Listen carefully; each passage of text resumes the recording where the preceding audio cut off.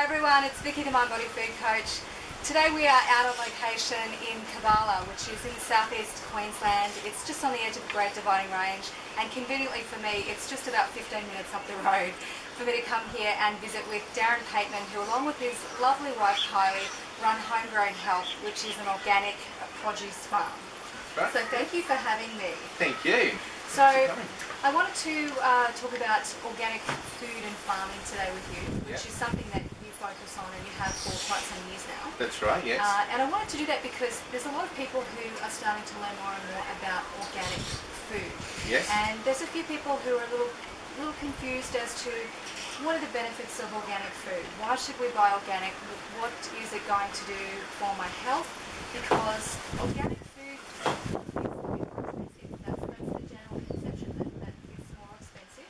So I wanted to talk to you today about what's the difference between organic food and traditional farming methods. Okay. I think it starts with a whole package of nurturing your soil. Starts all in your soil. So organic farming, we feed our soil. We look after the soil. It all starts there. That's where the plant grows. So we have a lot of record keep. We record keep all the inputs that come into the farm. They're all organic. So we start by feeding the soil with minerals and manures, and in return we have a healthy plant which absorbs those minerals, and then when you eat the plant you get the minerals and all the health and benefits out of it without any pesticides or chemicals. So yeah, you're getting a lot more nutrition out of nice organic food. That's the big thing. Fresh organic produce gives you a lot more nutrition, I believe, than what you would with a normally commercially grown fruit or veggie. Yeah. Okay. And what I notice, this is a little pamphlet that Darren and Kylie have around our region where I picked this up from. And you do go to the fresh farmers markets on Sunday mornings, every Sunday? Every Sunday morning, yes, we're at the markets. Exactly. Yes. But you also, which is the really key thing that I wanted to ask you about, is you also deliver door to door, from farm to door I should say, seasonal fruit and vegetables. Yep. From your farm and from also locally sourced farms. Yeah, we have a few different growers that grow with us, support us as well. So we try and keep it all in season and fresh as possible. So ourselves, we pick our produce on Friday and Saturday, and a lot of the farmers around here, they pick their produce on the Friday and Saturday. It's delivered to us. It's all put together Saturday and delivered to you Monday morning. Can't get much fresher than that. No, that's right. So there might be still some lady beetles on your lettuce. Yeah. So don't have any nutritional quality out of it. Yeah. So what's the thing with seasonal? Seasonal is trying to source it locally, that's grown around your area. If you can do that, if you can source good quality local seasonal produce, you'll pay a lot less for it. What's an example of that? Well, for example, we're picking mulberries here now and avocados here now, kale and lettuce and things that you know are local and fresh.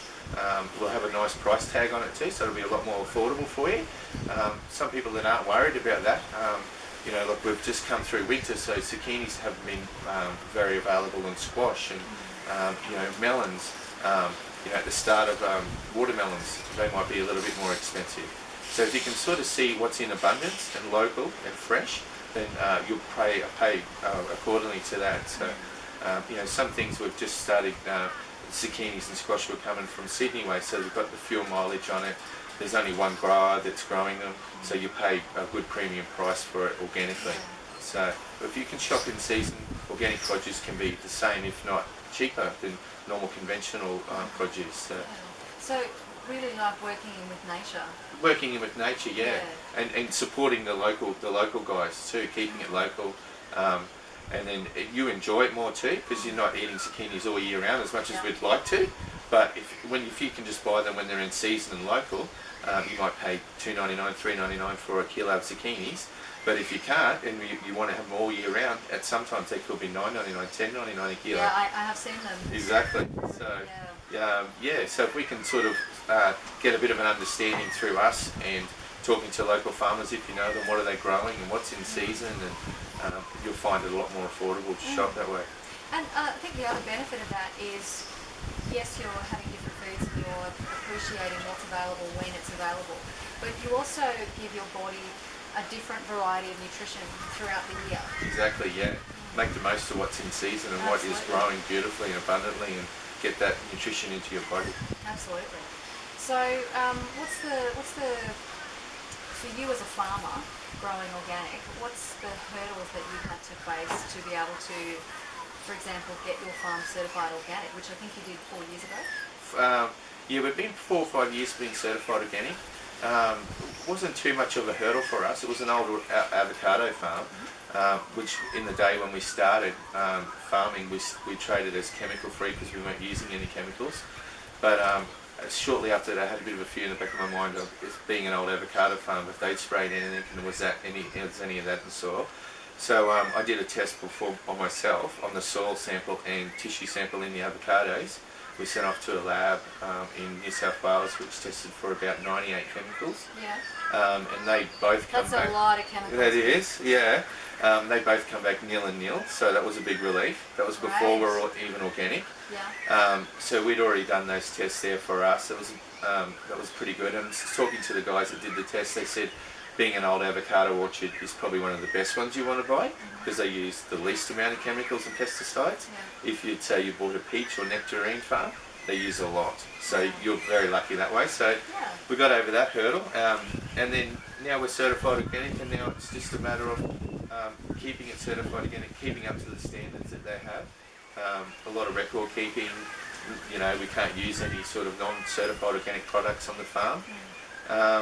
Yeah, so as far as becoming certified organic, that's pretty much is it. It's just sort of maintaining that organic standard. Yep.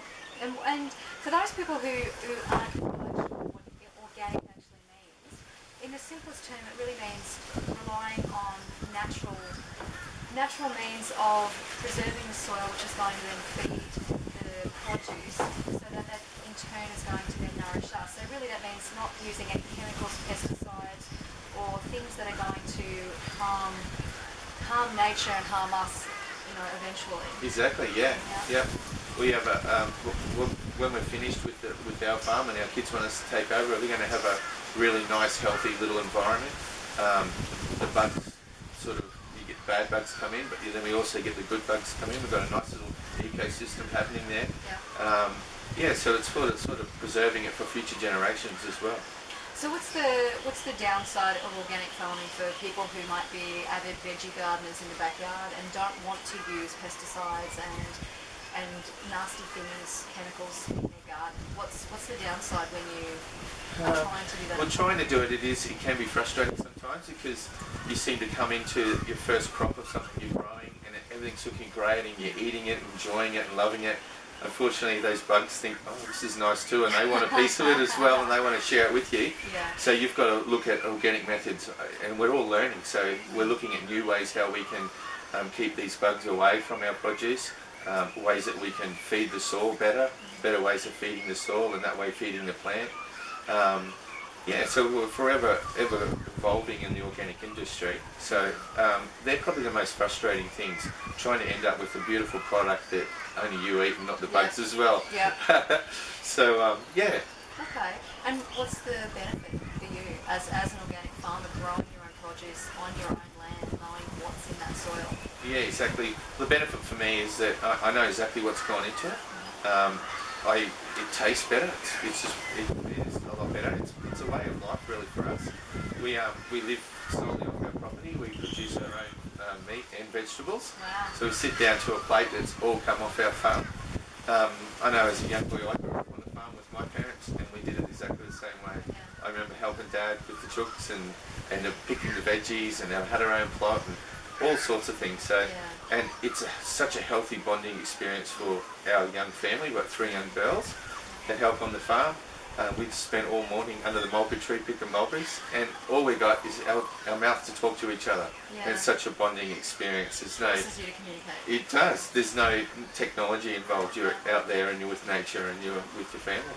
So do you think that your upbringing sort of influenced you in making the decision to come here? And I think you bought this property in 2003. That's correct, yeah. So was that an influence for you in having It definitely was. Definitely for me. It was one of the kicks for me to get out of town and into that country sort of feel. I know as a young boy on the farm, I absolutely had a ball. I was forward. I was all over the place, you know, in the trees, climbing trees, picking fruit, on a bike. You know, it was such a great way to live. There's a lot of misleading things, I think, in the town environment in the city for your kids to get themselves in trouble. So I wanted them to have a taste of what I had as a kid on the farm, and experience beautiful fresh fruit and be able to go out and pick it and eat it, and give them a bit of an understanding of good bugs and bad bugs, and you know, and animals. My youngest daughter's got turkeys, and we've got pigs, and you know, the birth of new animals coming onto the block. It's always really exciting, and so So they think it's pretty cool. They do, yeah. They absolutely love it, yeah, and it's great. Great. So what do you have on your farm? You've got 10 acres here. So what are you growing here? On the farm, produce and you know, your animals. Livestock, yeah. We'll have we have the avocados still kicking along, and we've put a nice little orchard of a few varieties of figs in. Yep. And we do berries, mulberries, and guavas, a few different varieties of guavas, finger limes. We do little patches of a lot. Yep. So we've got about 3 acres of it is market gardens where we grow our greens and things like that. And then we sort of have all different fruiting trees which are starting to come on now. Different exotic sort of fruits. We've got dragon fruit coming on this year. A few different varieties in those. So that way we haven't got all our eggs in one basket. Yep. And if we lose the crop, we've got something else to fall back on, and that keeps it working for us. Great. So what are your plans for the farm in the future? I mean, you're very popular at the local PCYC farmers markets on Sunday mornings, and you know, aside from that, you do deliver the seasonal fresh boxes every Monday. Every Monday, yeah. But what's the future plan for you? Well, I can see us, we're in the future of building a nice sort of pack shed for the boxes now. So we've outgrown our shed we've got now, so we're looking at a bigger shed where we can set it up as maybe a bit of a shop front. So people might be able to venture out and have a look at the farm as well, and have a walk around and buy their produce, and then have sort of work days where maybe we might have a sort of nutritionist out for the day, and people can come out and have a talk to them, and talk about different produce and look at the animals, and give everyone else a bit of a taste of what we've got. So a real family fun experience. Yeah, I think so. Yeah, lots of F's.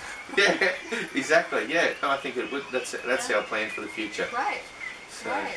So, is there anything that that you'd like to let our viewers know about organic farming or fresh produce? I think if you can, guys, if you can buy organically, definitely go for it. It's a better, you're going to get a lot more nutritional out of it. It's a better way to buy.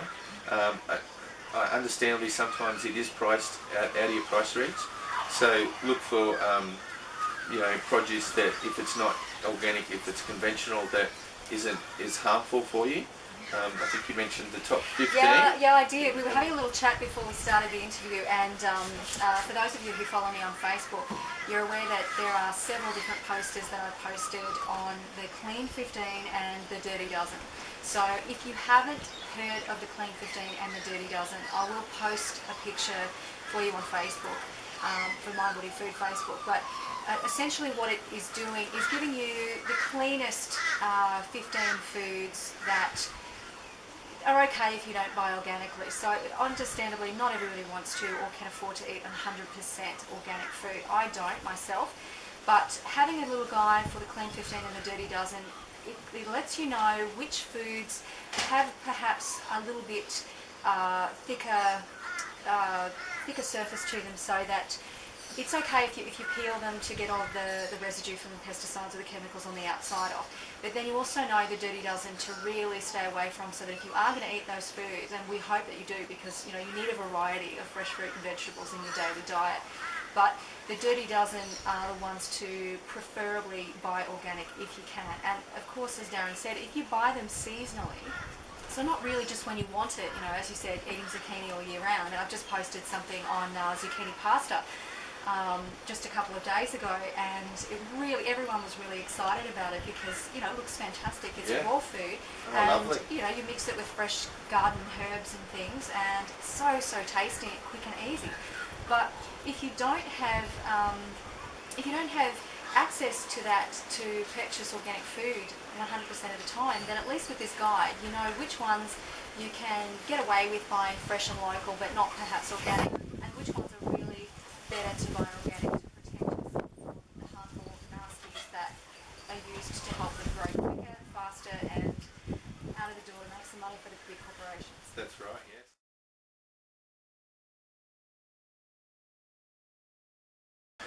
Okay, so Darren, we had some questions from our Facebook followers. Yeah. So first question, this is from Kath Collard. She asks, being a home veggie gardener, which I am myself, she'd like to know if you can provide some helpful, easy to understand sites or books on organic farming for the home. Yeah, probably, getting on Googling organic farming is a big thing. You can get Good so old much Google. information on Google. And another good thing is getting to know your local organic farmers.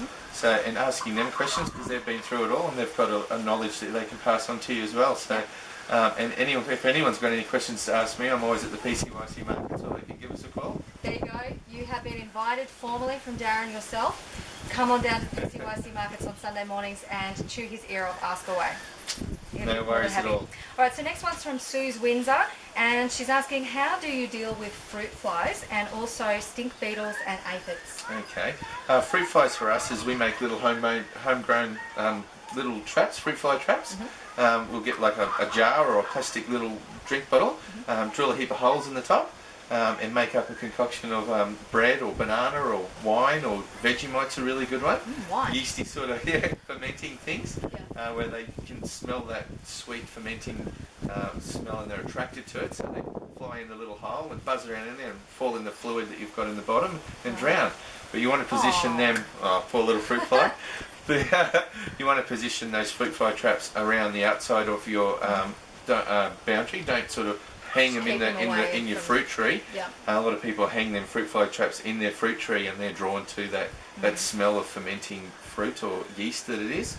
So you hang them in other trees that aren't your fruiting trees and try and draw them away from the fruit. Okay, great advice. And what about stink beetles and aphids? Stink beetles we don't have too many problems with here. So if you have a stink beetle problem, look for a natural remedy that you can spray them with. Like there's different things you can mix, garlic and chilies and stuff that sort of would affect them if they were on the tree. But either that or Google what's a good organic remedy for it.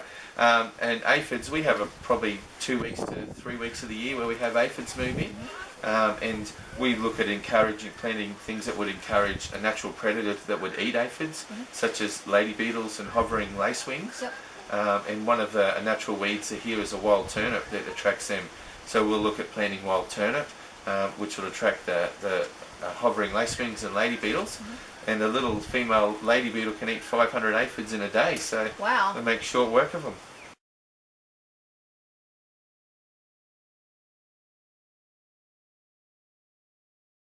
Alright, so now that we've answered a few little questions, shall we go and have a look around the farm? Absolutely. Alright, so let's go take a look and see what Darren and Kylie are actually growing.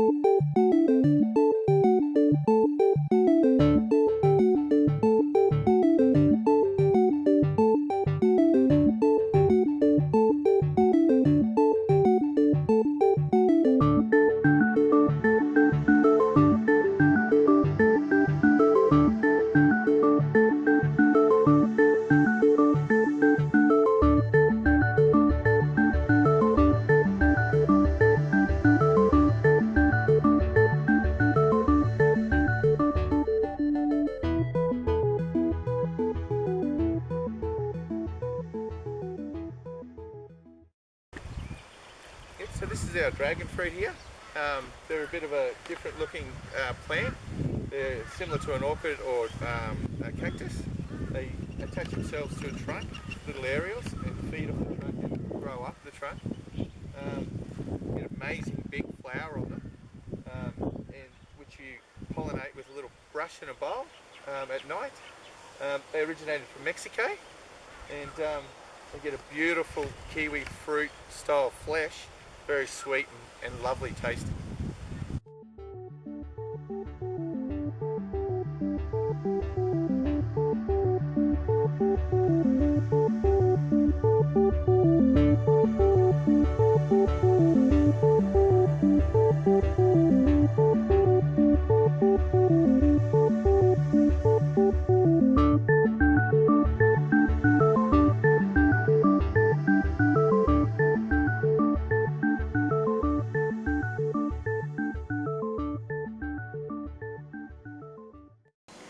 So there you have it. We've just had a look around the Homegrown Health farm here up at Kabbalah. You've had a look to see what Darren and Kylie are growing, and it's by all means not everything that they actually grow on the farm.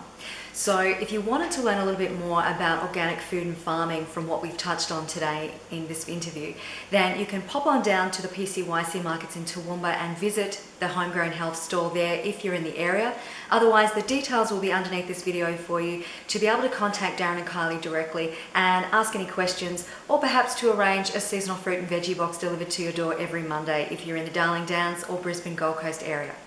Thanks for watching today. If you have any other questions about holistic lifestyle, wellness, stress, meditation and whole food coaching, I'm your girl. So come onto the Facebook page, MindBodyFood, visit me at the blog or the website, mindbodyfood.net, or even pop along to Twitter at MindBodyFoodOz or Instagram, MindBodyFood. Thanks for watching. Take care of you. Be well. Stay safe. Bye.